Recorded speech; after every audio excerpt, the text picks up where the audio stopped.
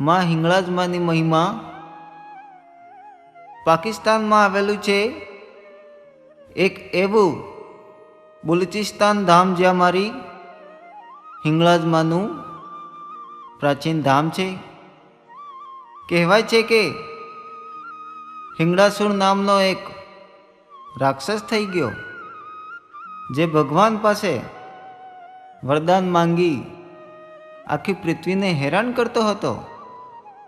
ત્યારે દેવલોકમાં હાહાકાર મચી ગયો।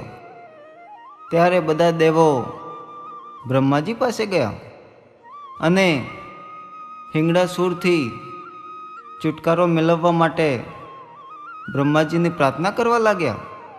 ત્યારે બ્રહ્માજીએ માતાજીને પ્રગટ કર્યા। માતાજીનું રૂપ જોઈને હિંગળાસુર મોહિત થયો અને માતાજીએ એમનું રૌદ્ર રૂપ ધારણ કર્યું અને હિંગળાસુર હણાયો। હિંગળાસુર મરાયો જાણી બધા દેવલોકો માતાજીની સ્તુતિ કરે છે અને માને વધાવે છે।